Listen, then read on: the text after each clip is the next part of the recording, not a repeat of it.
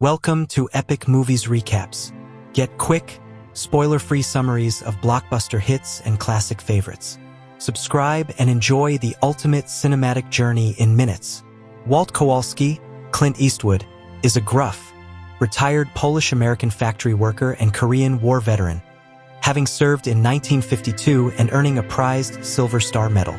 Recently widowed after 50 years of marriage to his wife Dorothy, Walt now lives alone with his loyal dog, Daisy, in his Highland Park neighborhood in Detroit. Once a thriving area for working-class white families, the neighborhood is now dominated by poor Asian immigrants and plagued by gang violence. Walt's house, the last well-maintained property on the block, stands in stark contrast to the surrounding decay. Walt feels increasingly isolated, not only by the changes in his community but also by the emotional distance within his own family.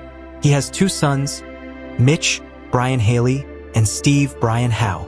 Mitch, married to Karen, Geraldine Hughes, has two children, a daughter, Ashley, Dreama Walker, and a son, Josh, Michael E. Kurowski. Both sons believe that, no matter what they do, they can never live up to Walt's expectations, further straining their relationship with their father. Walt is furious with his grandchildren, Ashley and Josh, for their disrespectful behavior at their grandmother's funeral. Ashley, dressed in revealing clothing and preoccupied with a handheld video game, and Josh, who mutters a prank prayer at the casket, both anger Walt.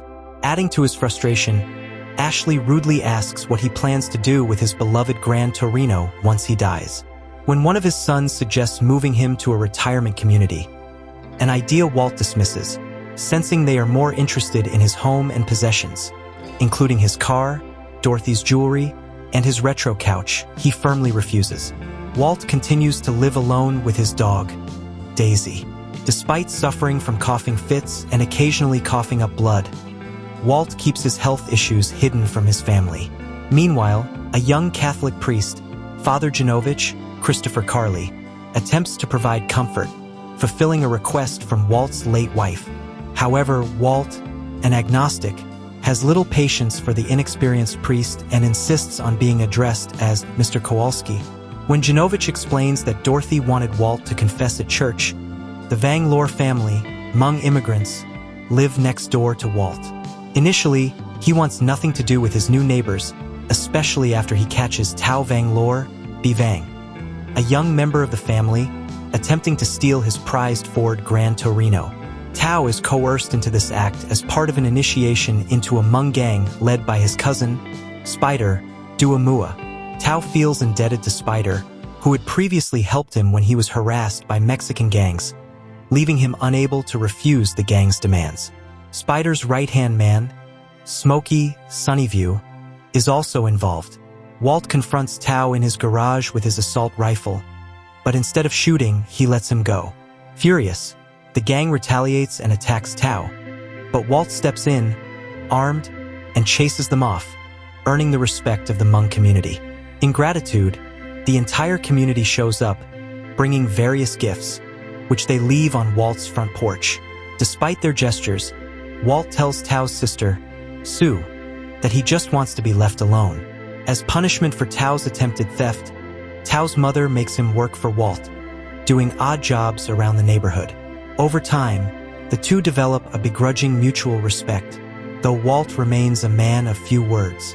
Grandma Vanglore, Chi Tao, the matriarch of Tao's family, watches the unfolding dynamic with interest. Sue, Ani Her, Tao's sister, takes it upon herself to introduce Walt to Hmong culture and helps him connect with the Hmong community. She explains that the Hmong people are originally from the mountainous regions of Southeast Asia and shares that in their culture, the soul is believed to reside on top of the head, meaning that touching someone's head is considered deeply disrespectful, even when it comes to children. She also teaches Walt that making eye contact is seen as rude and that when Hmong people are yelled at, they often respond by smiling or grinning. As Walt begins to mentor Tao, he helps him land a construction job, further strengthening their bond. In another act of protection, Walt intervenes when 3 African-American gang members make unwanted advances towards Sue, rescuing her from the situation. Despite his initial prejudices, Walt starts to develop a connection with the Vanglore family, especially when Sue invites him to a family gathering at their home. At the gathering, a shaman reads Walt's aura and tells him that he is haunted by a past mistake, something he regrets deeply and is not at peace with. The warmth and acceptance Walt experiences with the Vanglore family are a stark contrast to the emotional coldness he feels from his own family. However, as his coughing grows more severe, Walt reluctantly visits a doctor who gives him a grim prognosis, which he chooses to keep to himself. The gang continues to target Tao, assaulting him once again on his way home from work. Walt sees the injuries and, enraged, visits the gang member's house, where he confronts and attacks one of them. In retaliation, the gang drives by the Vanglore home, opening fire and injuring Tao. They also kidnap and sexually assault Sue.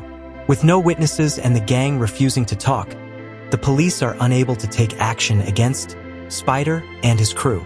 The next day, Tao seeks out Walt, asking for help to take revenge. Walt tells him to return later that afternoon. Meanwhile, Walt makes personal preparations for what's to come. He buys a suit, gets a haircut at the local barber shop, and makes a confession to Father Genovich. When Tao returns, Walt takes him to the basement and gives him his prized silver star, telling him he has been haunted by the memory of killing an enemy soldier during the Korean War, something he never confessed to Father Genovich. Walt locks Tao in the basement and warns him that he must never allow himself to be burdened with the weight of killing another man. Walt then heads to the gang member's house, where they immediately draw their weapons on him. He loudly confronts them, taunting and berating them to draw the attention of the neighbors. Calmly, he puts a cigarette in his mouth and asks for a light. Then, with deliberate slowness, he places his hand in his jacket and pulls it out, making it appear as if he's reaching for a gun. The gang members, believing he's armed, open fire, expecting to kill him. As Walt collapses to the ground, his hand opens to reveal only an army lighter. He was unarmed all along.